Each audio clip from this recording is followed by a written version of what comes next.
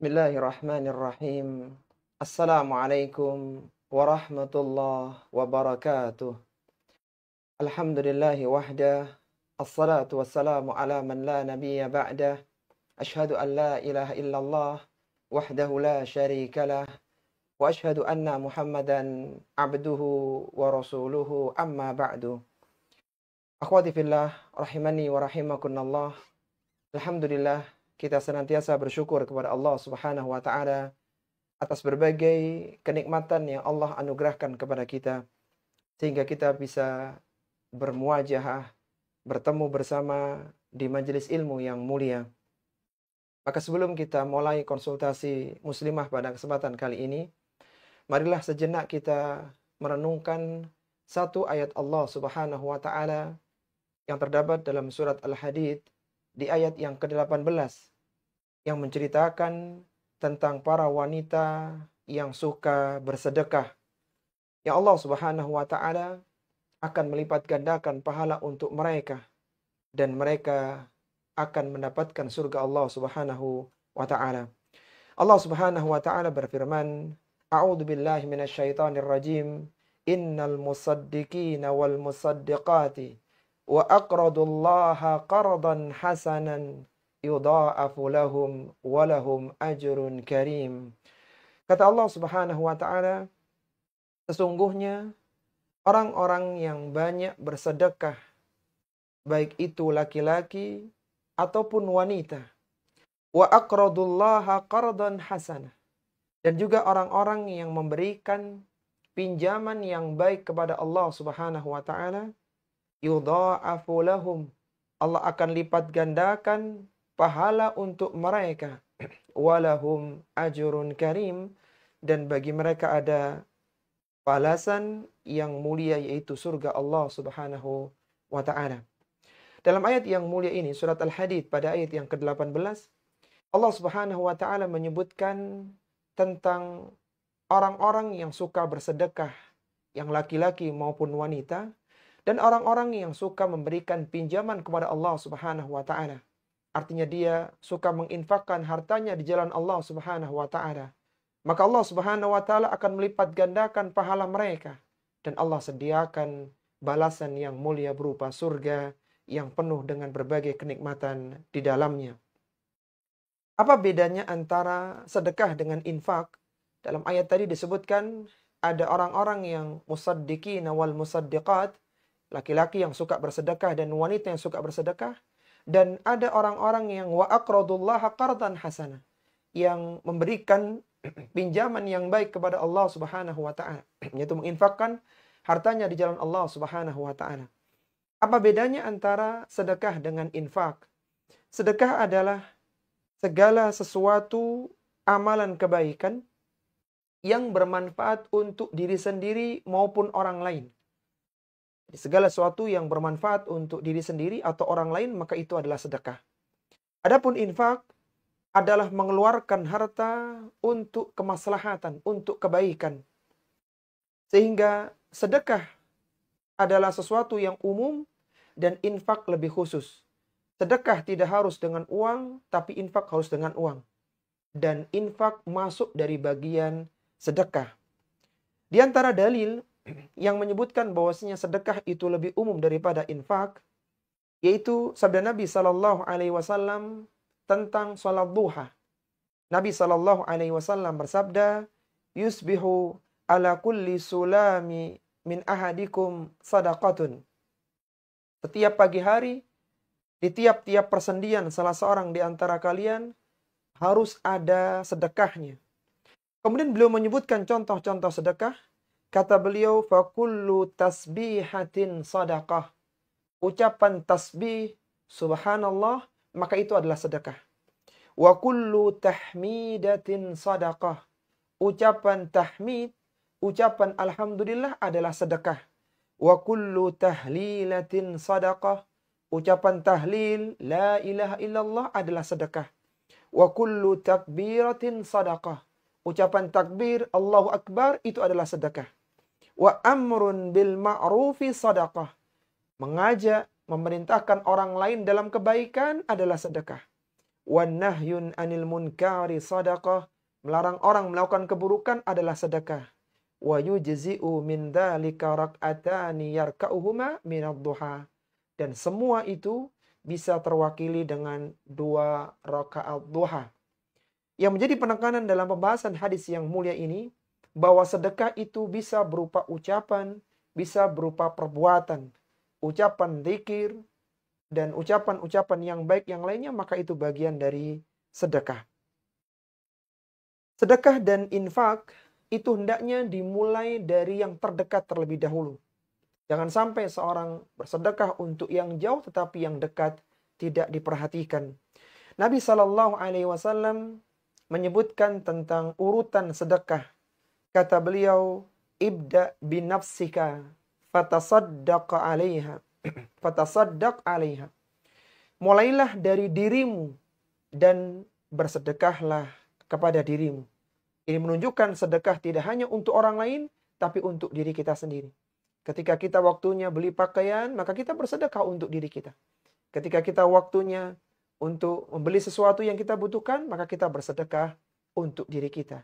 Kata Nabi, ibda binafsika fatasaddaq 'alaiha. Mulailah dari dirimu, sedekahi dulu dirimu. Fa in fadala syai'un fali ahlika. Kalau sudah dirasa cukup, maka kepada keluargamu, kepada anak, kepada pasangan, kepada keluarga kita. Fa in fadala an ahlika syai'un falidhi qarabatika.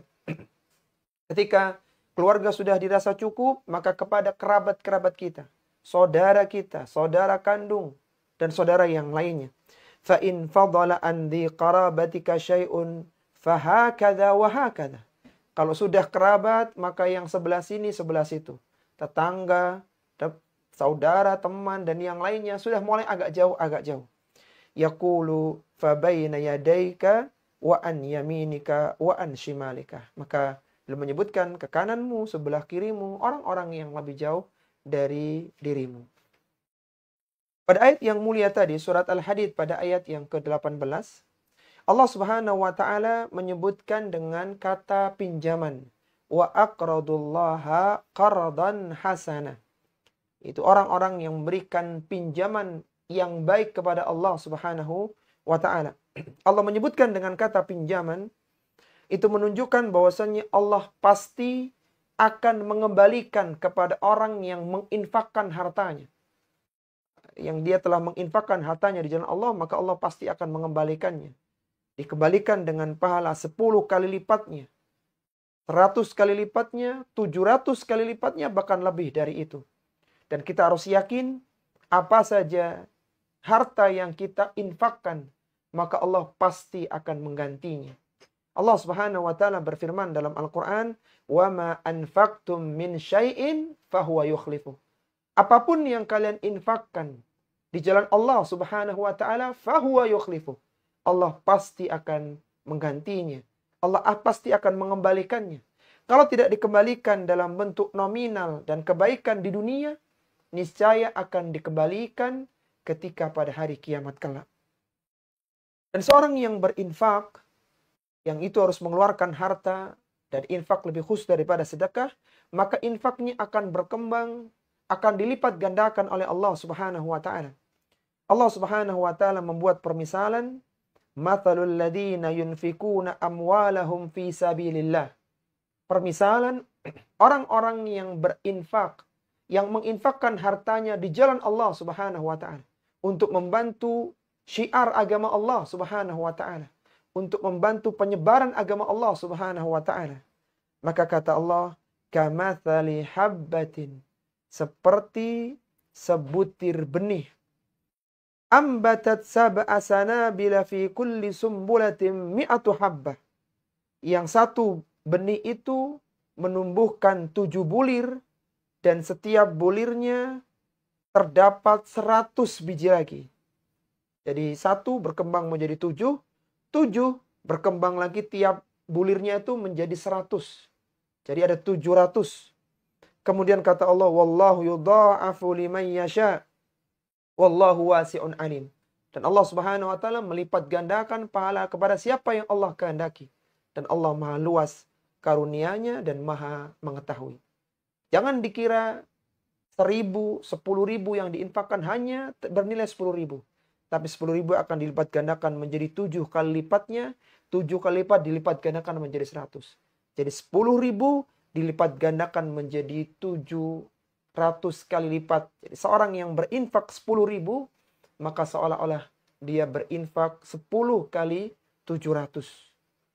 10 kali 700 yaitu 10 kali 700 yaitu 70.000 ya, atau 7 juta ya. Dia berinfak kepada jalan Allah Subhanahu wa taala. Para akhwat rahimani wa rahimakumullah, Rasulullah sallallahu alaihi wasallam dahulu beliau menikahi 2 orang Zainab, 2 ummahatul mukminin, yang kedua-duanya adalah orang-orang yang suka bersedekah.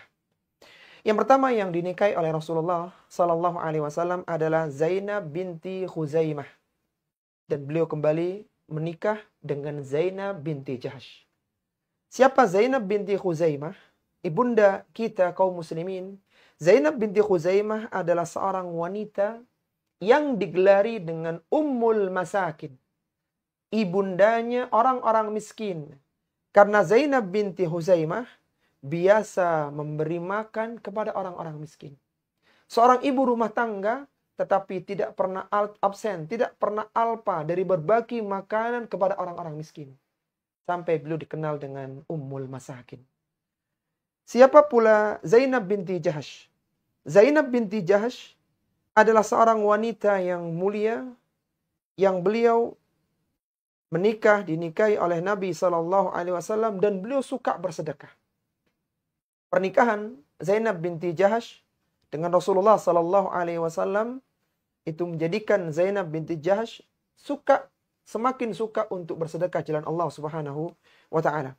Sampai-sampai disebutkan oleh Nabi SAW, beliau menyampaikan kepada para istrinya, asra'ukunna lihaqan bi atwalukunna yadan. Di antara kalian wahai istri-istriku, yang paling dahulu menyusulku. Sepeninggal Nabi SAW wafat, yang paling dulu menyusul Nabi, kata beliau, adalah atwalukunna yadan. Adalah yang paling panjang tangannya. Apa kata Ibunda Aisyah radhiyallahu taala anha? Ketika Nabi menyebutkan bahwa yang paling cepat di antara kalian adalah yang paling panjang tangannya, kata Ibunda Aisyah radhiyallahu taala anha, fakunna yatatawalunna ayyatuhunna atwalu yadan. Maka kami para istri Nabi mengukur lengan-lengan kami. Siapa di antara kami yang paling panjang, dan kami bergembira. Karena begitu Rasulullah wafat, maka kami akan segera menyusul beliau sallallahu alaihi wasallam. Fakanat atwaluna yadan Zainab. Dan ternyata yang paling panjang tangannya adalah Zainab. Kenapa panjang tangannya? Li'annaha kanat ta'malu biyadiha wa tasaddaqu. Karena Zainab binti Jahsh, beliau bekerja, beliau beramal, beliau berusaha berkhidmat kepada Rasulullah sallallahu alaihi wasallam, wa tasaddaqu, dan beliau tetap menyisihkan dari harta nafkah yang diberikan kepada beliau untuk bersedekah kepada orang-orang yang butuhkan. Lihatlah bagaimana contoh dari ibunda kita, yang mana mereka adalah orang-orang yang suka bersedekah.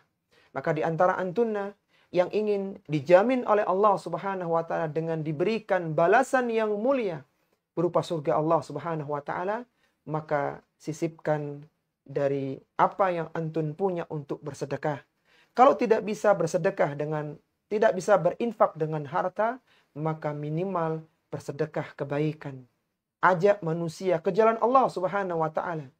Ajak manusia untuk menghadiri kajian-kajian Islam sehingga mereka mendapatkan kebaikan.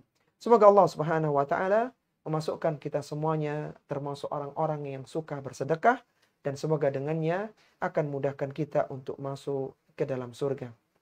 Ana kembalikan waktunya ke moderator untuk memulai konsultasi muslimah. Barakallahu fikunna jami'an. Wafikum barakallah.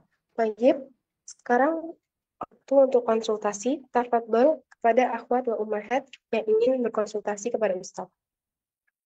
Silakan Ibu Yati dari Bandung. Iya, Assalamualaikum warahmatullahi wabarakatuh, Pak Ustadz. Saya Waalaikumsalam izin bertanya Pak warahmatullahi Ustadz wabarakatuh. dengan masalah bersedekah ini kita berinfak ya. Misalnya kita seorang wanita ya, kebiasaannya pada hari Jumat itu eh, melaksanakan bersedekah untuk Jumat, khusus untuk hari Jumat. Nah itu kan kita nggak khusus hari Jumat aja Pak Ustadz ya. Harusnya kita setiap hari misalnya kita bersedekah me- memberikan makan kepada fakir miskin, misalkan setiap setiap hari, apakah itu berbentuk makanan ataukah berbentuk uang, itu kan harus setiap hari. Nah, itu misalkan kita terlupakan, kita terlupakan, itu bagaimana Pak Ustadz hukumannya jejak kolom? Baik, Masya Allah. Pertanyaan yang sangat bagus ya. Bagaimana ketika seorang muslimah itu yang sudah rutin untuk sedekah, kemudian terlupakan ya. Akhwati fillah rahimani wa rahimakumullah. Sedekah di dalam Islam terbagi menjadi dua. Ada sedekah yang wajib berupa zakat. Dan zakat terbagi lagi ada zakat mal dan ada zakatul fitri. Kemudian ada sedekah sunnah dan ini yang jadi pembahasan kita. Yaitu mengeluarkan sesuatu yang bermanfaat baik kepada diri sendiri ataupun orang lain yang bermanfaat, maka itu bagian dari sedekah. Bagaimana kiranya ketika seorang terlewatkan, maka pada asalnya sedekah yang kita maksudkan ya selain zakat, maka itu tidak wajib. Artinya seorang tidak dianggap berdosa, tidak dianggap melakukan sebuah kesalahan karena tidak bersedekah. Namun ketika seorang memiliki kemampuan, seorang memiliki kelebihan, terutama dalam sisi harta, kemudian dia tidak meluangkan, menyisihkan harta untuk sedekah di jalan Allah, maka ini sebuah kerugian. Karena di antara yang menjadikan seorang tinggi derajatnya di surga Allah Subhanahu wa taala karena sedekah yang dikeluarkannya. Kita tahu Nabi Shallallahu alaihi wasallam dahulu pernah memberikan 2 lembah yang berisi penuh dengan domba kepada seorang kepala suku. Sehingga ketika dia pulang kepada rakyatnya, kepada orang-orang yang ada di daerahnya, maka dia mengatakan, ya qaumu aslamu, wahai kaumku, masuklah kalian ke dalam agama Islam. Sungguh aku telah menemui Muhammad sallallahu alaihi wasallam la yahsyal faqah, yang dia tidak takut jatuh menjadi orang yang miskin. Dia telah memberiku kepadaku kambing dalam jumlah yang besar, yaitu sebanyak 2 lembah. Ini menunjukkan bahwa sedekah adalah sebuah yang utama, yang sampai-sampai bisa menjadikan satu kaum, satu kabilah semuanya masuk ke dalam agama Islam yang mulia. Jadi kembali lagi dalam pertanyaan, apabila terlewatkan maka tidak berdosa karena memang hukumnya sunnah, tapi ketika tidak diprioritaskan, maka dia akan kehilangan keutamaan yang sangat besar, yaitu bersedekah di jalan Allah Subhanahu wa taala. Wallahu Ya taala Pak a'lam. Ustadz, saya izin bertanya lagi untuk yang kedua ini, untuk pertanyaan terakhir. Saya izin bertanya Pak Ustadz, kan kalau bersedekah itu kan harus ke kerabat dekat ya, ke kerabat dekat, ke saudara dekat gitu Pak Ustadz. Tapi kalau misalkan saudara rumahnya jauh, saudara masih satu darah misalnya, tapi rumahnya jauh. Nah, itu kan yang diutamakan tetangga dulu ya Pak Ustadz ya, yang apabila dia dalam kesusahan itu bagaimana Pak Ustadz jadi konon. Karena di Baik, dalam Quran kan yang paling utama itu kerabat dekat. Jadi harus bagaimana Pak Ustadz jadi konon. baik, Masya Allah. Pertanyaan sangat bagus ya. Tentang mana yang diutamakan antara tetangga atau kerabat begitu. Kalau berkumpul dua-duanya, maka itu berkumpul semua keutamaan. Misalnya, seorang punya kerabat sekaligus tetangganya. Maka ini afdol ya, ini paling utama. Tetapi kalau tidak bisa, misalnya adanya adalah tetangga dan itu orang lain bukan kerabat kita, dan ada kerabat tapi jauh, maka yang lebih utama adalah kepada kerabat. Sebagaimana disebutkan dalam hadis tadi, setelah keluarga maka kata Nabi SAW, fa in wa in fadala ala syai'in, apabila engkau telah lebih pada sesuatu di keluargamu, wa in fadala an ahlika, bila engkau telah lebih dari keluargamu, maka falidhi qarabatika, maka baru ke kerabatmu. Nabi menyebutkan kerabat lebih dulu, baru setelah itu yang lainnya, tetangga, teman, Iya. rekan, baru yang lainnya. Jadi utamakan dulu kerabat, saudara yang ada hubungan darah, baru ke yang lain. Jadi skala prioritasnya seperti yang diajarkan oleh Nabi Sallallahu Alaihi Wasallam. Wallahu taala a'lam. Ya, mungkin yang lainnya silakan, tidak harus sesuai dengan tema tausiah ya, bisa yang lainnya. Barakallahu fikum.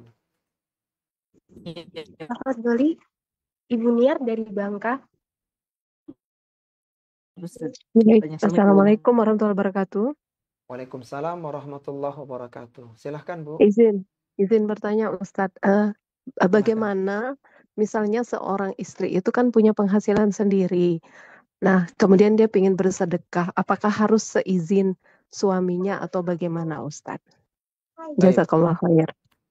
Jazakumullah khairan, Masya Allah. Pertanyaan yang sangat bagus ya, tentang apakah seorang istri itu memiliki harta harus izin kepada suaminya ataukah tidak ya.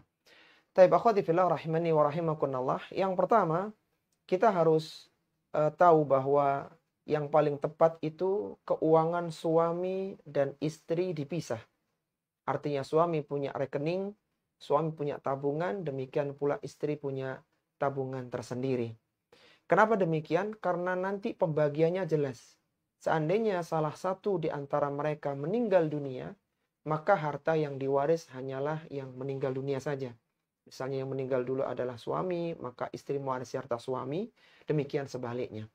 Jadi jelas pembagiannya. Ketika suami memberikan nafkah kepada istri, maka itu menjadi uangnya istri, bukan lagi menjadi uangnya suami. Ketika pembagiannya sudah sedemikian rupa, maka apabila hartanya itu adalah harta istri, misal istri mendapatkan dari jalur mahar, istri mendapatkan dari nafkah bulanan, istri mendapatkan dari pemberian orang tuanya, intinya itu uangnya istri, maka pada asalnya istri boleh mengalokasikan sekehendaknya. Istri mau sedekah, infak, mau berbagi, terserah dia. Seandainya istri ini izin kepada suami lebih utama, karena dia ingin sedekah untuk menyantuni tetangga depan rumah, begitu misalnya, diizin kepada suami, maka ini afdol. Tapi karena itu harta dia, maka pada asalnya dia memiliki kewenangan untuk mengalokasikannya. Akan tapi ketika harta itu adalah harta milik suami, uang yang ada di dompetnya suami, apalagi harta yang ada di m-bankingnya suami, intinya masih harta suami, maka seorang wanita, seorang istri tidak diperbolehkan untuk mengambil kecuali dengan izin. Ketika dia mengambil tanpa izin, maka ini sebuah kezaliman, ini sebuah dosa. Kecuali dalam suatu keadaan, yaitu suami yang tidak menafkahi istrinya dengan nafkah yang wajar, yang cukup, maka seorang istri boleh mengambil tanpa seizin suaminya. Tapi kalau pada asalnya istri sudah dinafkahi, sudah diberi harta, kemudian masih mengambil yang ada di punya suami, maka ini adalah sebuah kezaliman. Jadi silakan ditimbang lagi. Kalau harta istri, maka istri boleh mengalokasikannya tanpa izin, meskipun kalau izin lebih utama. Akan tapi kalau harta suami, maka wajib dengan dengan izin dari suaminya. Ya, begitu mungkin dari Bangka ya. Ada lagi yang mau disampaikan?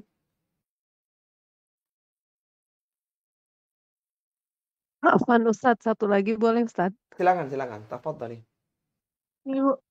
Terkait ini Ustadz, kalau misalnya kita punya keluarga, nah tapi keluarga ini beberapa kali misalnya berhutang kepada kita. Nah, tetapi setiap misalnya sudah disepakati bahwa akan misalnya dicicil setiap bulan, nah kemudian suatu saat tidak sesuai dengan kesepakatan, misalnya tidak bisa membayar seperti itu ya Ustadz. Nah, kemudian pada saat mau meminjam lagi, nah itu kita jadi akhirnya mempertimbangkan seperti itu. Ustadz, itu bagaimana Ustadz sebaiknya? Jazakallah khair. Jazakallah khairan, pertanyaan sangat bagus ya, tentang bagaimana ketika ada orang yang meminjam, kemudian dia tidak amanah begitu ya, dia ditunda atau bahkan tidak dikembalikan. Yang pertama, akhwati fillah rahimani wa rahimakumullah, di dalam Al-Quran, terutama dalam surat Al-Baqarah, ada ayat yang disebut sebagai para ulama sebagai ayatud dain. Dan ayatud dain, ayat tentang hutang, itu adalah ayat terpanjang dalam surat Al-Baqarah. Maka ini menunjukkan bahwa proses hutang piutang itu diatur dalam Islam sedemikian rupa. dicatat, kemudian ditentukan kapan tanggal pembayarannya, dan yang seterusnya. Jadi ada beberapa aturan dalam hutang piutang. Salah satu manfaatnya, apabila terjadi keterlambatan dari pembayaran hutang sesuai dengan tanggal yang disepakati, maka orang yang memberikan hutang atau piutang itu akan dianggap sedekah sebesar nilai yang akan dibayarkan. Misalnya, waktu pembayaran itu seorang membayar 300.000 misalnya, dan ternyata ditunda 1 atau 2 hari, maka selama 1 atau 2 hari dianggap orang yang memberikan piutang itu bersedekah sebesar 300.000 per harinya. Seperti besaran yang akan dikembalikan. Bahkan ketika seorang ini misalnya dia tahu orang yang berhutang adalah orang yang berat ya, kemudian dibebaskan, maka Nabi SAW menjamin bahwa orang ini akan mendapatkan naungan pada hari kiamat ketika di mahsyar, ketika tidak ada naungan kecuali naungan Allah Subhanahu wa taala. Ini menunjukkan keutamaan orang yang berikan hutang. Adapun orang yang berhutang, maka dia harus berusaha membayarkan hutang sesuai dengan tanggal kesepakatan. Ketika dia menunda dan tanpa izin, maka ini adalah sebuah kezaliman. Sebagaimana kata Nabi SAW, matlul ghani zulmun. Penundaan dari orang yang sudah punya harta untuk dibayarkan hutangnya, maka ini adalah sebuah kezaliman. Jangan bermudah-mudahan dalam berhutang. Karena Nabi SAW pernah menyebutkan dalam haditsnya tentang orang yang mati syahid. Beliau mengatakan, yughfaru kulla syai'in illa ad-dain. Yughfaru kulla dzambin illa ad-dain. Dihapuskan semua dosanya kecuali hutang. Dan orang yang berhutang, kata Nabi SAW, rohnya itu tergantung dengan hutangnya sampai dibayarkan hutang tersebut. Nafsul mu'mini mu'allaqatun bidainihi hatta yuqda anhu. Jiwa orang yang beriman tergantung dengan hutangnya sampai hutangnya dibayarkan. Nabi SAW dahulu, beliau tidak menyolatkan jenazah gara-gara belum dibayarkan hutangnya. Ini menunjukkan bahwa seorang yang berhutang harus sangat mempertimbangkan. Jangan dia bermudah-mudahan dan jangan dia bermudah-mudahan di dalam meminjam uang atau berhutang. Kembali lagi dalam pertanyaan, bagaimana ketika seorang ini memberikan ya pinjaman, kemudian orang yang dipinjami dirasa tidak amanah ya, sudah mulai ada molor, bahkan penunggakan dan semisalnya, maka ini menjadi pelajaran untuk kita bahwa ketika ada orang yang dirasa dia tidak baik, maka jangan diteruskan ya, artinya jangan dipinjami lagi dan seterusnya. Kemudian seandainya dia nanti membutuhkan, maka kita tidak mudah untuk memberikan pinjaman karena memang dia tidak amanah dalam masalah tersebut. Lalu bagaimana sikap kita? Ya, kita harus bersabar karena hari yang disepakati sebagai pembayaran yang tertunda, maka itu dihitung sebagai sedekah sebesar uang yang akan dibayarkan kepada kita. Dan ingat bahwa hutang itu tidak akan Allah biarkan. Seandainya tidak dibayarkan di dunia, maka nanti pada hari kiamat orang yang berhutang itu akan memberikan pahalanya untuk kita. Baik itu dia ridho atau tidak. Dan kalau tidak ada, maka dosa kita akan dilimpahkan kepadanya. Tidak bisa hutang otomatis lunas. Nabi SAW ketika akan hijrah dari Mekah ke Madinah, beliau masih mendapati banyak barang-barang titipan dari orang-orang Mekah. Karena beliau adalah seorang yang amanah, yang al-amin. Maka Nabi SAW memerintahkan kepada Ali untuk tinggal di Mekah. Nabi berangkat ke Madinah bersama Abu Bakar, dan Ali bertugas mengembalikan barang-barang titipan orang yang diberikan kepada Nabi SAW. Lihatlah, dalam kondisi yang genting seperti itu, beliau akan dibunuh secara beramai-ramai. Beliau diizinkan oleh Allah untuk meninggalkan Makkah. Beliau masih memikirkan titipan orang untuk dikembalikan kepada pemiliknya. Bagaimana kiranya kalau orang itu berhutang yang sudah ditolong oleh saudaranya, oleh rekannya, kemudian dia tidak mengembalikan, kemudian dianggap lunas begitu saja.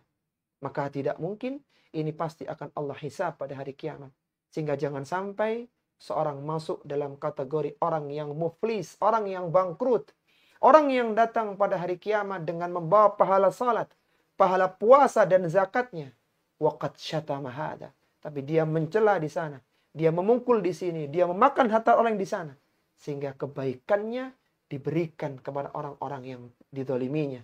Dan diantaranya adalah hutang yang belum dibayarkan. Jadi bagi orang yang menghutangi, maka bersabar, Dan antuna harus yakin bahwa antuna itu bersedekah sepanjang uang itu belum dikembalikan.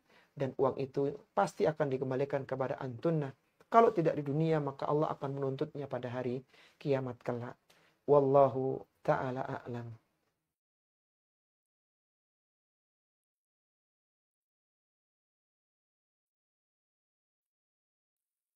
Baik, Ma'anaha Ibu Ida Islami dari Perancis, tafadholi. Assalamualaikum warahmatullahi wabarakatuh, Ustadz. Waalaikumsalam warahmatullahi wabarakatuh. Masya Allah, dari Perancis, Bu? Iya, tapi saat ini saya di Indonesia. Oh, alhamdulillah. Siap, tafadhali.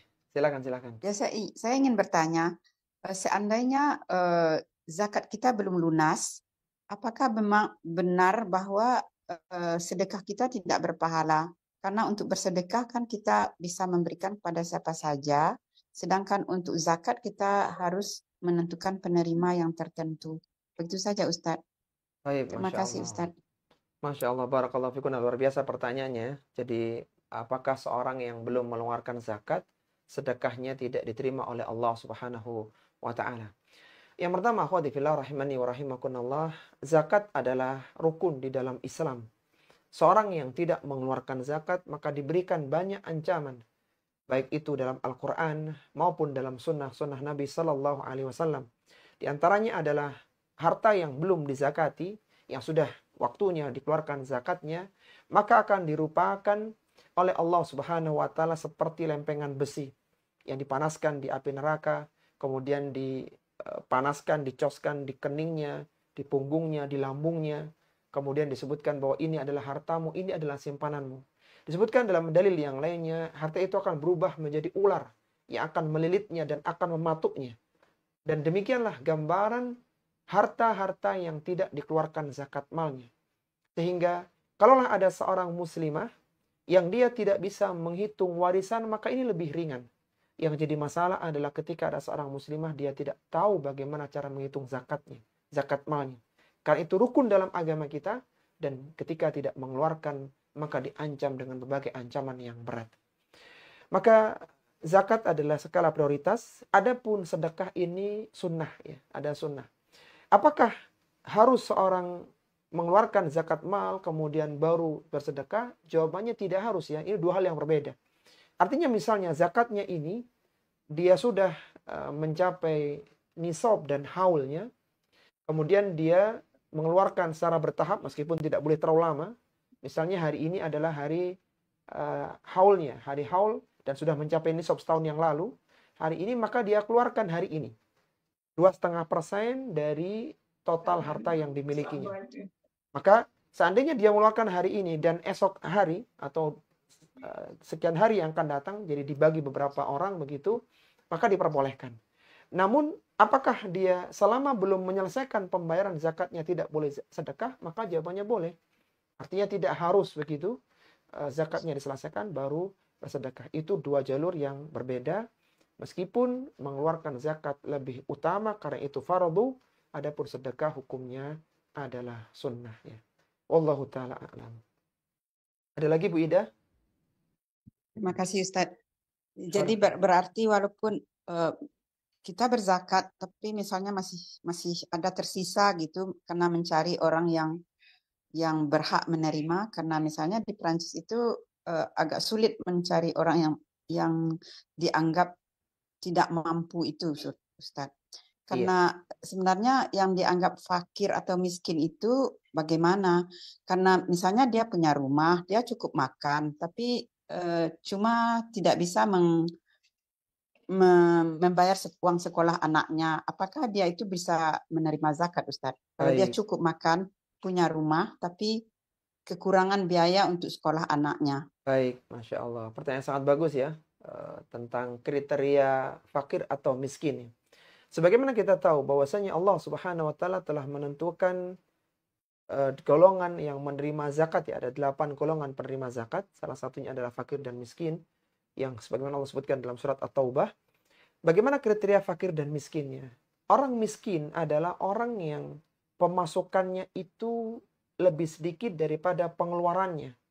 Misalnya, ini sederhananya, ada orang yang pengeluarannya itu dalam 1 bulan dia membutuhkan uang misalnya 500 ribu misalnya begitu, 1 bulan.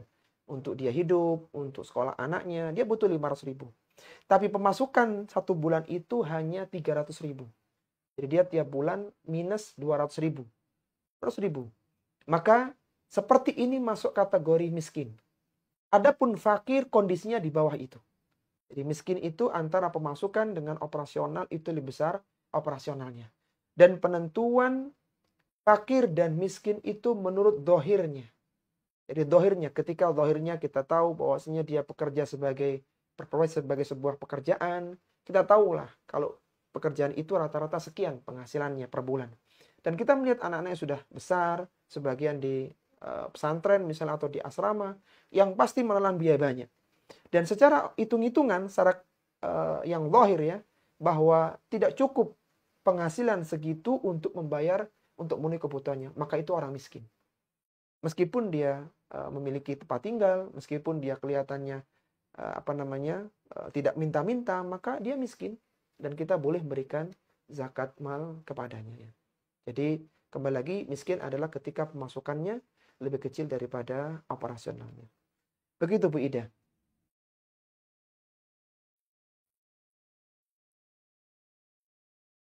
Mungkin yang lainnya silahkan.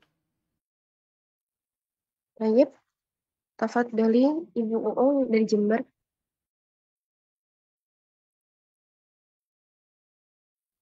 Assalamualaikum warahmatullahi wabarakatuh.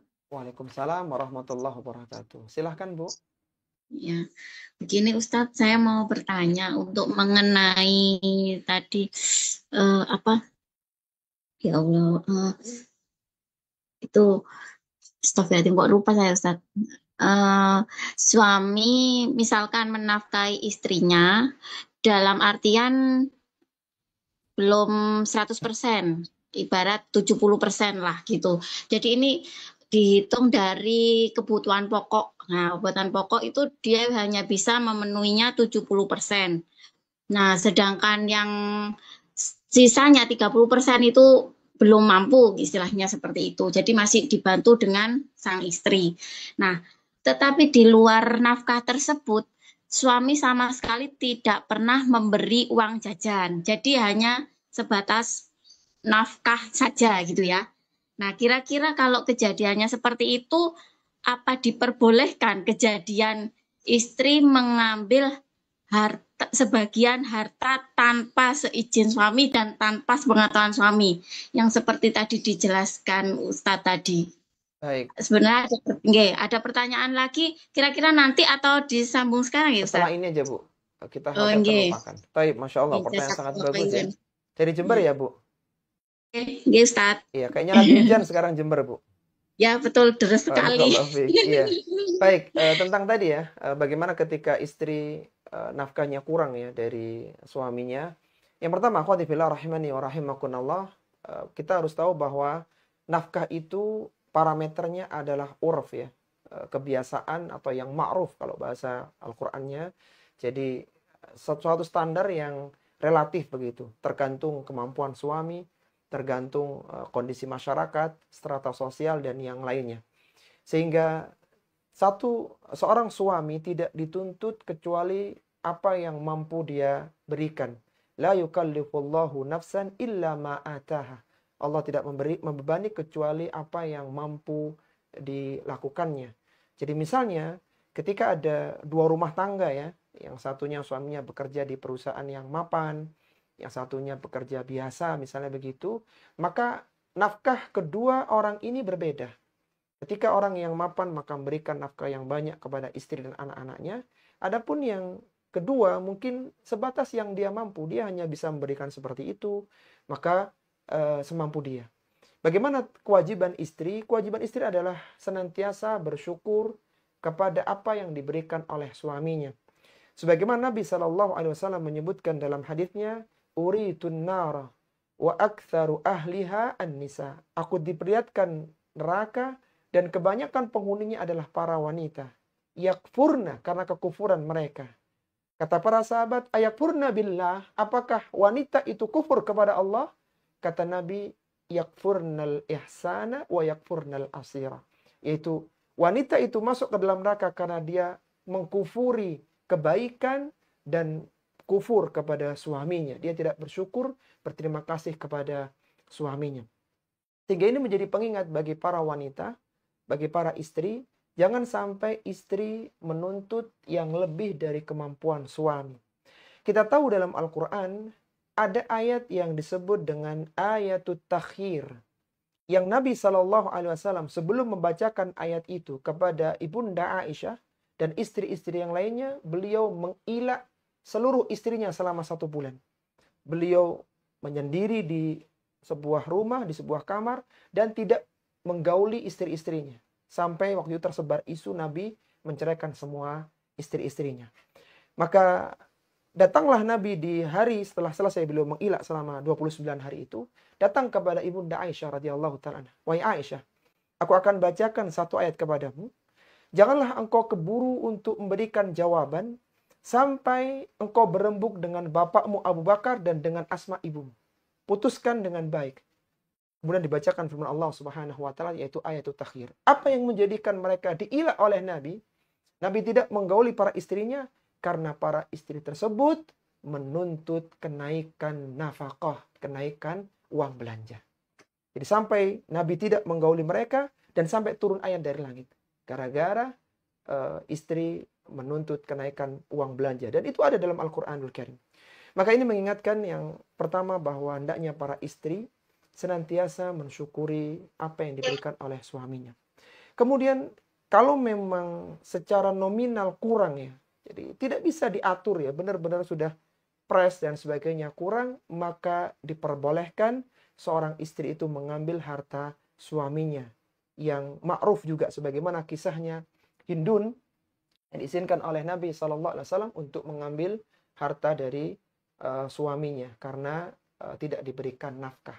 Tapi kembali lagi pastikan jangan sampai sebenarnya sudah cukup ya, akan tapi karena tidak diatur dan sebagainya maka terkesan kurang. Yang jelas seorang suami tidak dibebani kecuali apa yang Allah Subhanahu wa taala telah berikan kepadanya. Begitu Ibu dari Jember ya. Silakan yang kedua. Ini Ustadz, yang kedua kan sedekah itu lebih baik diberikan yang terdekat nggih. Nah, ini kalau kejadiannya di kategori zakat mal misalkan. Nah, itu apa diperbolehkan seorang istri misal mempunyai pendapatan yang lebih dari suami, itu memberikan zakat malnya ke suami. Gitu Ustadz. Sedangkan suami kan punya peranan untuk menafkahi seperti itu. Kira-kira bagaimana Ustadz? Terima kasih. Iya, tentang bolehkah istri zakat kepada suaminya begitu ya? Nggih. Baik, pertanyaan yang sangat bagus, Bu. Ini Ana langsung menjawab dengan hadis ya. Ada hadis yang seperti yang ditanyakan sehingga semoga bisa lebih menjawab ya. Hadis yang diriwayatkan oleh Abu Sa'id Al-Khudri tentang istrinya Abdullah bin Mas'ud. Abdullah bin Mas'ud punya istri namanya Zainab ya. Dia mengatakan kepada Rasulullah, "Ya Rasulullah, innaka amartal yauma bis sadaqah." Wahai Rasulullah, engkau telah memerintahkan kami para wanita untuk bersedekah gitu. Artinya salah satunya adalah sedekah wajib yaitu zakat mal. Wa kana indi hulliyun li. Dan aku ini punya beberapa perhiasan, kata Zainab istrinya Abdullah bin Mas'ud. Fa'aradtu an atasaddaqa bihi, dan aku ingin menyedekahkan perhiasan itu. Jadi setelah tahu bahwasannya kebanyakan penghuni neraka adalah wanita dan di antara cara menyelamatkan diri dari neraka adalah dengan bersedekah, sampai Nabi mengatakan wattaqun nara walau bisyikki tamrah. Takutlah kalian wahai para wanita dengan neraka meskipun bersedekah dengan secuil korma. Maka Zainab ingin menerapkan hadis itu dan beliau ingin menyedekahkan sebagian perhiasannya. Faza'ama ibnu Mas'udin annahu wa waladuhu ahaqqu man tasaddaqtu bihi alaihim. Maka Abdullah bin Mas'ud, suamiku mengatakan kepadaku, kata Zainab, bahwa dialah dan anak-anaknya yang berhak, yang paling berhak untuk aku berikan sedekah, yaitu zakat mal dalam kasus ini ya, dalam kasus ini. Maka faqala Nabi sallallahu alaihi wasallam, maka Nabi mengatakan, Sadaqa ibnu Mas'udin. Abdullah bin Mas'ud benar. Zaujuki wa waladuki ahaqqu man tasaddaqti bihi alaihim. Suamimu dan anak-anakmu lebih berhak engkau bersedekah kepada keduanya daripada yang lainnya. Ini menunjukkan bahwa sampai pun zakat mal itu boleh diberikan kepada suami dan anak. Kenapa? Karena istri tidak berkewajiban menafkahi suami dan anak-anak suaminya. Beda dengan suami. Ketika suami punya zakat mal tidak boleh kepada istrinya. Karena istri yang dinafkahi oleh suami. Adapun istri boleh bersedekah dan bahkan mengeluarkan zakat mal kepada suaminya. Karena istri tidak berkewajiban menafkahi suami. Jadi boleh Bu memberikan zakat mal kepada suami. Wallahu ta'ala a'lam. Jazakallah khair, Ustadz. Wa jazakumullah khairan. Assalamualaikum. Assalamualaikum warahmatullahi wabarakatuh. Silakan yang lainnya. Tayyib, tafadhali Ibu Sari Zulu dari Copenhagen. Iya, Assalamualaikum warahmatullahi wabarakatuh. Waalaikumsalam Terima warahmatullahi kasih wabarakatuh. atas waktunya. Dari mana, Saya Bu? ada Negaranya? di Copenhagen, Di mana itu? Denmark. Oh, di Denmark. Denmark. Masya Allah. Sekarang Iya. jam berapa, Bu, Denmark? Sekarang hampir jam 3 sore. Jam 3 sore. Tayyib, Masya Allah. Tafadhali, silakan, Bu. Terima kasih Ustaz. Saya ada 2 pertanyaan, tapi nomor 1 itu bercabang. Jadi saya punya lahan tidur, gitu ya. Apakah itu dikenai zakat? Jadi saya belum tahu itu Ustaz, bagaimana hukum zakatnya gitu ya. Iya. Terus bila ada rumah kosong gitu ya, maksudnya niatnya mau dikontrakin gitu kan ya. Jadi 2 kondisi ini apakah terkena zakat? Kemudian untuk yang lahan tidur, apakah itu kalau kena zakat itu nanti zakatnya apakah zakat pertanian, apa zakat apa gitu, Ustaz? Baik. Iya, luar biasa pertanyaannya dari Denmark ya. Jadi apakah lahan tidur itu terkena zakat mal? Jawabannya tidak, Bu. Karena zakat mal itu dia spesifik. Jadi yang terkena zakat atau yang ada zakat dalam Islam hanya ada 5. Yang pertama adalah emas perak. Dan ini dikiaskan dengan uang. Karena dulu emas perak, dinar, dirham juga mata uang. Sehingga kena zakat. Kemudian yang kedua adalah pertanian. Pertanian dan itu zakatnya terkena ketika panen dan ada nisabnya. Ada nisab tertentu. Kemudian yang ketiga adalah peternakan. Peternakan ini pun hanya khusus bahimatul an'am, binatang ternak, yaitu kambing, sapi, dan onta. Selebihnya tidak kena. Kambing, sapi, onta pun kalau tidak digembalakan tidak kena zakat pertanian, tidak kena zakat peternakan. Jadi misalnya ada seorang punya, karena di kota besar dia punya sapi dan sapinya di kandang, dikasih makan di kandang, tidak kena zakat peternakan.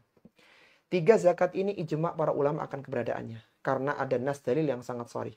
Ditambah 2 lagi, yang pertama adalah, yang keempat adalah zakat perdagangan, urudut tijarah, terbagi 2 nanti, ada zakat, ada perdagangan jual beli dan ada sewa menyewa. Apa bedanya? Kalau jual beli, seluruh aset yang diperjualbelikan dihitung sebagai aset zakat, adapun sewa menyewa, maka yang digunakan untuk disewakan tidak dihitung sebagai aset zakat. Misalnya, ada orang jual beli rumah, maka dia terkena zakat, rumahnya itu udah kena zakat. Sekian ratus juta misalnya kena zakat. Intinya dihitung sebagai barang zakat. Beda dengan orang menyewakan rumah.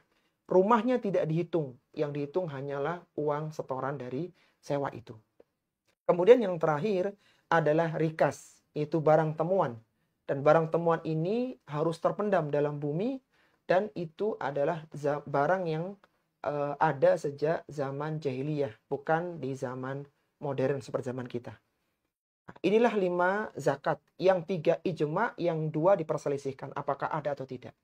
Kembali lagi dalam pertanyaan, tanah, rumah, kendaraan yang digunakan semuanya tidak kena zakat. Tidak ada zakatnya. Kalau rumahnya disewakan, kena zakat perdagangan, yaitu dari jalur sewa. Kalau rumahnya dijual, ya dia jual dan dia maksudnya dia jual beli rumah begitu, memang profesinya adalah developer jual beli rumah, maka rumahnya kena. Adapun rumah yang ditinggali, tanah yang dibeli, semuanya tidak kena zakat mal. Wallahu ta'ala a'lam. Silakan yang kedua, Bu. Itu yang tadi kalau zakat sewa menyewa itu hitungannya masih sama, Ustadz, yang Baik. 2,5%. Iya, jadi zakat sewa menyewa itu hitungannya sama dengan zakat tabungan, Bu. Jadi dipastikan dulu bahwa uang sewa itu telah mencapai nisab, yaitu 85 gram emas. Kalau sekarang mungkin sekitar 50 jutaan ya. Silakan dicek, intinya 85 gram. Maka seandainya uang sewa itu terkumpul 85 gram emas atau anggap aja 50 juta, itu baru nisab, Bu. Nanti ditentukan misalnya hari ini nih tanggal 29, tapi pakai hitungan Hijriah ya. Sekian Rajab begitu, maka dihitung setahun yang akan datang dengan hitungan Hijriah. Jadi keluarkan tanggal sekian bulan Rajab tahun depan. Nah, ketika di tahun depan itu baru dikeluarkan 2,5%-nya. Artinya zakat itu harus terpenuhi dua syarat, yaitu nisab dan haul. Nisab saja belum wajib zakat, harus ada haulnya. Bagaimana kiranya kalau ternyata pada hari haul itu ternyata uangnya berkurang? Untuk zakat perdagangan maka tetap kena nisab, tetap kena zakat. Karena turunnya harta di bawah nisab di zakat perdagangan tidak merubah haul. Beda dengan zakat emas perak. Jadi ada dua misalnya, Bu ya. Ada dua orang, ini pegawai, dia punya rekening, ini pengusaha begitu. Mereka sama-sama kena nisab di tanggal yang sama. Maka haulnya kan sama nanti. Misalnya nih, yang A itu dia hartanya di tengah setahun itu berkurang. Jadi asalnya 50 juta, di tengah tahun dia jadi 10 juta. Maka haulnya berubah. Tidak seperti haul yang ditentukan di awal. Adapun B, karena dia pedagang, ketika hartanya turun di bawah nisab, tinggal 10 juta, haulnya tidak berubah. Tidak berubah. Tetap seperti yang dihitung, tetapkan di awal tadi. Begitu, Bu. Ada lagi yang lainnya? Ya, baik. Iya, yang terakhir, Silakan.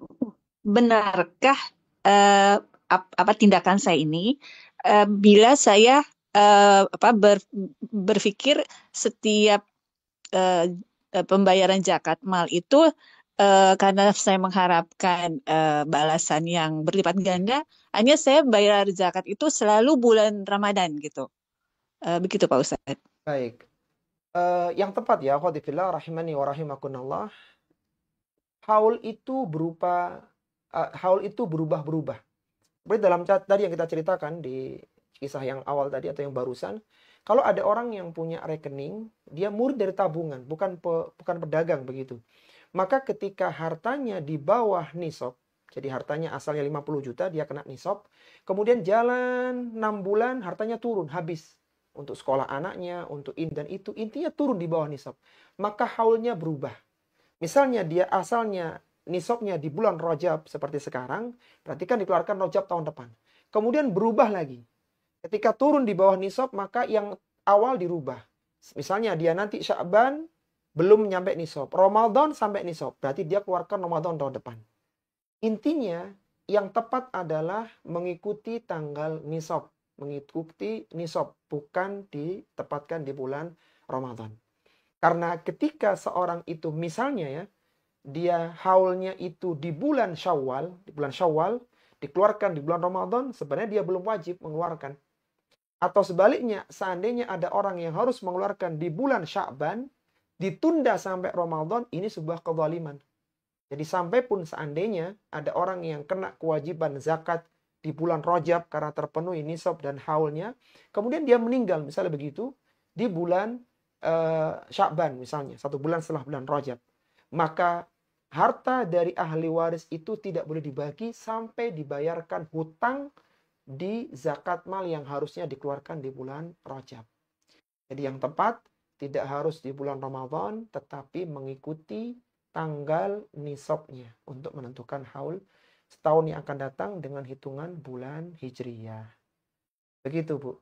Wallahu ta'ala a'lam. Barakallahu fikum. Jazakallahu khair. Jazakumullah khairan. Silakan yang lainnya.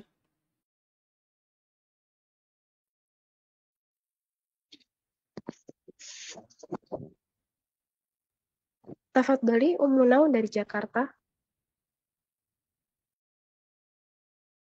Assalamualaikum Ustaz. Waalaikumsalam warahmatullahi wabarakatuh. Silahkan Bu. Iya, jadi ini kejadiannya ada di keluarga satu kakek ya Ustaz ya. Masalah waris Ustaz. Jadi bagaimana menasehati orang tua yang belum berkenan membagi waris. Cara yang sopan dan yang tidak menggurui lah begitu Pak Ustadz. Iya.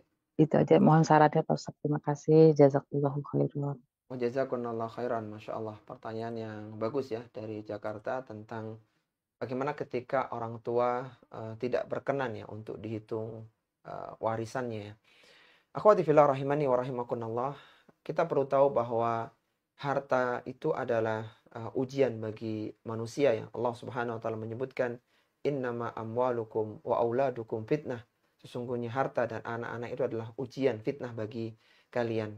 Maka jangan sampai dengan harta, apalagi sampai terkesan memperebutkan harta itu, menjadikan putusnya ukhuwah, ya, putusnya hubungan kekerabatan, kekeluargaan, maka ini sesuatu yang tercela.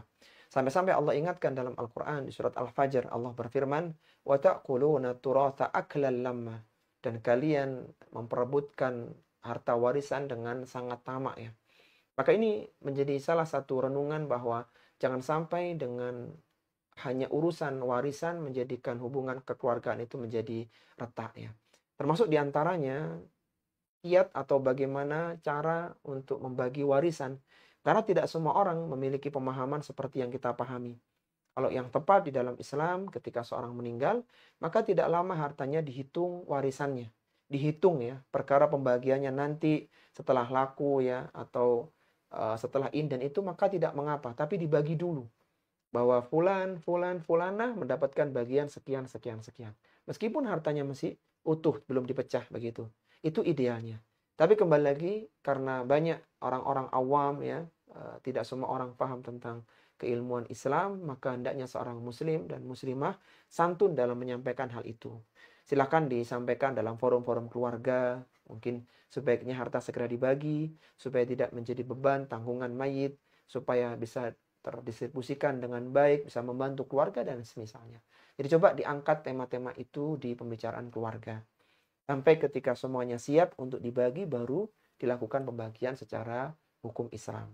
Jadi jangan sampai memaksakan pembagian, tapi hasilnya malah muncul fitnah di tengah-tengah keluarga. Begitu Bu, wallahu ta'ala alam. Baik, mungkin yang lainnya kalau ada lagi. Sudah Ustaz. Baik, barakallahu fikum. Silakan ditunjuk yang lain. Tafadhali Ibu Alika dari Cianjur. Baik, bismillah. Assalamualaikum Ustadz. Waalaikumsalam warahmatullahi wabarakatuh. Silakan Bu. Izin bertanya, bagaimana cara menyikapi ketika diri saya dibiayai kuliah oleh kakak saya dari uang syubhat yang berkecimpung dengan riba? Sedangkan kedua orang tua saya sudah tidak dapat membiayai kuliah saya. Dan saya pun merasa tidak bisa bekerja sambil kuliah karena kegiatan kuliah yang padat. Maka apakah boleh saya kuliah menggunakan uang syubhat tersebut? Jazakallahu khairan. Jazakallahu khairan. Masya Allah, pertanyaan sangat bagus ya. Tentang bagaimana ketika seorang ini mendapatkan nafkah atau biaya dari harta yang syubhat ya. Yang pertama, akhwati fillah rahimani wa rahimakumullah, kita harus tahu bahwa harta yang haram itu berdampak panjang ya. Berdampak ketidakberkahan, berdampak doa tidak dikabulkan, dan banyak lagi yang lainnya. Sampai-sampai disebutkan dalam sebuah hadis, Nabi SAW bersabda, kullu lahmin nabata min suhtin fannaru aula bihi. Setiap daging yang tumbuh dari harta yang haram, maka neraka lebih berhak untuknya. Maka setiap muslim dan muslimah hendaknya memperhatikan tentang kehalalan harta. Nabi SAW menyebutkan dalam haditsnya, ya'ti 'alan nasi zamanun ma yubalul mar'u la yubalul mar'u ma akhadha minhu aminal halali am minal harami. Kata Nabi SAW, akan datang satu zaman di tengah-tengah manusia dan mereka tidak memperhatikan, tidak lagi mempedulikan tentang harta yang didapatkannya. Aminal halali am minal haram. Apakah harta itu didapatkan dari cara yang halal ataukah dengan cara yang haram. Jadi seorang muslim dan muslimah harus memperhatikan tentang kehalalan hartanya.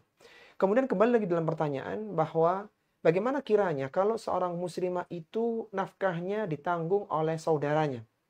Kita tahu seorang wanita itu selalu dinafkahi, bukan menafkahi. Kalau dia belum menikah, maka yang berkewajiban menafkahi yang pertama adalah bapaknya yang telah yang dinasabkan nasab kepadanya, kepada bapaknya. Kemudian kalau itu tidak ada, maka berpindah ke saudaranya, berpindah ke kakeknya, kemudian berpindah ke saudaranya dan yang lainnya. Jadi itulah urutan yang berkewajiban untuk menanggung nafkah. Dan ketika seorang ini mendapatkan nafkah, maka pada asalnya dia mendapatkan dari jalur yang syar'i. Istri mendapatkan nafkah dari suami, maka dia syar'i, benar. Seorang anak mendapatkan nafkah dari bapaknya, maka itu benar. Termasuk juga seorang muslimah, dia mendapatkan nafkah dari saudaranya, maka itu jalur yang benar. Adapun misalnya suami dalam menafkahi istri, bapak dalam menafkahi anaknya melakukan sesuatu yang haram, maka itu dosanya dia dan berhenti di dia sendiri. Sebagaimana disebutkan dalam kaidah fikhiyah, tubaddalu sababil milki katubaddalil aini. Tabaddulu sababil milki katubaddalil aini. Perubahan dari kepemilikan itu seperti sebab kepemilikan seperti perubahan secara ain, secara bendanya. Maksudnya begini para akhwat rahimani wa rahimakumullah. Misalnya ada seorang itu dia jualan makanan, ini contoh yang lain ya. Dia jualan makanan, kemudian ada orang yang membeli makanannya dengan uang itu dari jalur yang haram. Dia dapatkan uang itu dari jalur yang haram. Dia beli makanan itu dari jalur yang haram.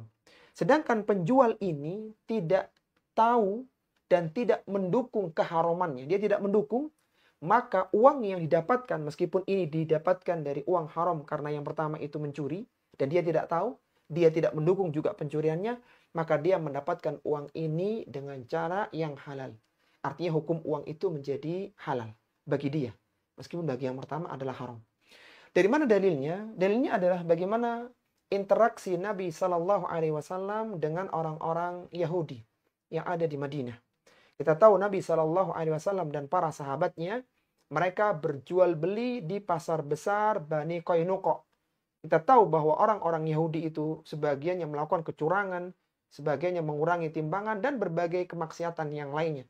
Dan uang itu berputar. Jadi kadang diberikan kepada Nabi, kepada para sahabat, berputar uang itu. Tapi Nabi karena mendapatkan dari jalur yang halal, jual beli, ya jadi membeli barang dapat kembalian dan seterusnya, maka uang itu statusnya halal. Meskipun Yahudi itu mendapatkan dari jalur yang haram, dia mencuri dari pembeli yang sebelumnya. Kembali lagi dalam pertanyaan, karena antunna adalah seorang yang berhak untuk dinafkahi, dengan syarat antunna tidak mendukung subahat dan keharaman harta itu, maka pada dasarnya antunna halal mendapatkan harta tersebut. Kalau bisa dinasihati saudaranya agar mencarikan harta yang halal untuk dirinya dan keluarganya. Tapi pada asalnya ketika mendapatkan harta itu, maka mendapatkan dari jalur yang halal, yaitu dari jalur nafkah. Wallahu ta'ala a'lam. Baik, ada Baik, lagi Ustadz. yang lain? Ya, namun sudah dinasehati tapi tetap saja mendukung kepada riba gitu, saudara tersebut. Iya, kalau Jadi memang bagaimana, Ustadz? iya, kalau memang antuna bisa menghindari ya, itu afdol. Tapi kalau memang antuna tidak mampu, maka cukup ya mengingkari minimal dalam hati ya, karena memang kembali lagi secara posisi antuna adalah orang yang dinafkahi. Tapi seandainya ada nafkah yang lain, misalnya kakek menafkahi atau orang tua juga memberikan, maka sebaiknya tidak terima dari jalur yang seperti ini. Itu wallahu taala a'lam. Baik, barakallahu fikunna. Mungkin yang terakhir ya dari Bu Yurita ya dari Jakarta. Ya, terima kasih Pak Ustadz. Assalamualaikum warahmatullahi wabarakatuh. Waalaikumsalam warahmatullahi wabarakatuh. Silakan Izin Bu. bertanya, jika kita mempunyai simpanan Pak Ustadz dan itu ada bagi hasilnya, yang dikenakan zakat itu apakah hanya dari bagi hasil atau dari jumlah seluruh simpanannya ditambah dengan bagi hasilnya? Terus Baik, yang Pak satu itu dulu dulu Bu. Iya, pertama. satu dulu. Jadi simpanan Bu yang terkena zakat itu total semuanya. Jadi modalnya, awalnya, kemudian bagi hasil, termasuk mungkin simpanan-simpanan lain, misalnya Antuna punya yang nggak dimasukkan ke rekening ya, dan seterusnya. Intinya semua yang menjadi simpanan harta itu dihitung menjadi satu. Setelah digabung, maka nanti dilihat apakah sudah mencapai nisab atau belum. Begitu. Di langkah awalnya dihitung semua harta di rekening, di dompet, dimanapun tempat-tempat menyimpan uang dihitung. Dihitung misalnya ketemu angka 55 juta misalnya, total semuanya. Berarti itu sudah mencapai nisab. Karena nisab itu adalah 85 gram emas. Anggap saja 85 gram emas itu 50 juta. Berarti kalau ada orang punya 50 juta, dia kena nisab, Bu. Ketika ditentukan hari ini, tanggal sekian Rajab, dia nisab, dihitung haulnya tahun depan. Jadi mengeluarkan tanggal sekian bulan Rajab tahun depan. Itu haulnya. Kalau uang itu, total uang itu tidak turun dari 50 juta, dari 55 juta tadi, maka ketika hari H haul dikeluarkan 2,5% dari total uang saat haul. Misalnya ketika nisab hanya 55, ketika haul totalnya menjadi 70 juta misalnya. Berkembang jadi 70 juta, maka 2,5% dari 70 juta, bukan dari 55 juta. Tapi ingat, mengeluarkannya bukan ketika nisab, tapi ketika sudah nisab dan haul tahun depan. Begitu Bu Yurita. Ya, baik, terima kasih Pak Ustadz. Untuk ini tadi rumah Pak Ustadz, apabila ada satu rumah yang kemudian laku terjual, rumah itu dibangun sudah lebih dari 1 tahun, mungkin 3 tahun lah gitu Pak Ustadz. Nah, apakah setiap tahun tadi sesuai haulnya itu harus dizakatkan atau terkena zakatnya pada saat rumah itu memang telah terjual Pak Ustadz? Rumahnya dijual dan dia bukan profesi sebagai jual beli rumah ya Bu ya? Bukan, tetapi Bukan. memang punya rumah saja gitu Pak Ustadz, Baik. punya rumah saja. Cuma kebetulan pada akhirnya rumah itu terjual. Terjual. Nah, Baik, siap. ya, Iya. Pak Ustadz. Yang pertama, akhwati fillah rahimani wa rahimakumullah, kita harus meyakini, memahami bahwa rumah tempat tinggal tidak kena zakat. Ya. Tanah yang disimpan, kita misalnya punya tanah sekian hektar, tidak kena zakat. Kalau berupa tanah ya, kalau berupa rekening tadi kena dia. Tidak kena zakat. Misalnya ada orang sudah punya tempat tinggal, kemudian dia jual rumah yang kedua. Jadi misalnya nih rumah dia sederhana, dengan hitungan tadi, dengan tempat tinggal dia, artinya dengan penghasilan dia tidak kena nisab, atau dia tidak kena zakat. Atau andai kata dia kena zakat, maka misalnya dia 55 juta, kemudian di bulan ke-6 setelah dia mencapai nisab, rumah yang kedua laku. Anggap aja laku 500 juta begitu. Jadi 55 juta tambah 500, jadi 500 sekian juta lah begitu. Berarti digabung Bu, nanti haulnya ikut yang pertama. Bukan dikeluarkan ketika rumahnya laku, tapi bergabung dengan hitungan haul dari hitungan nisab yang pertama. Bisa dipahami Bu? Bisa, Ya, bisa. jadi berarti itu nanti akan terakumulasi di tahun depan juga, setelah 1 tahun dihitung lagi semua lagi ya sisanya berapa jutanya benar. gitu Pak Jadi Ustadz ya. di tahun depan yang dijadikan hitungan bukan 55 juta, tapi 55 plus 500 juta. 100, Bahkan ya. kalau ada penghasilan lain dihitung Bu. Misalnya mobil laku 1M tambah lagi 2,5% dari total. Misalnya nih, setelah dikeluarkan zakat, harta itu masih di atas nisab. Misalnya setelah dikeluarin masih ada 800 juta misalnya. Maka ditentukan haulnya tahun depannya lagi. Terus ketika dikeluarkan tahun depannya masih nisab, tentukan lagi tahun depannya. Sampai kapan? Sampai di bawah nisab. Berarti sudah tidak kena zakat. Begitu. Selama di atas nisab masih kena zakat, Bu. Ya. Baik Pak Ustadz, terima kasih. Jazakallahu khairan Pak Ustadz. Baik, Masya Allah, barakallahu fikunah. Ini akhwati fillah, rahimani wa rahimakumullah, konsultasi muslimah pada kesempatan kali ini. Semoga bermanfaat, karena ini pekan terakhir, sehingga besok di grup KFM tidak ada tanya jawab ya, tidak ada konsultasi di grup KFM. Insya Allah kita buka lagi di pekan depan, insya Allah ta'ala, kalau ada kajian dari Rabunya. Anda kembalikan waktu ke moderator untuk mengakhiri konsultasi muslimah di kesempatan kali ini. Tayyib, jazakumullah khairan wa barakallahu fikum ya Ustadz. Wa syukran ala istima'ikum wa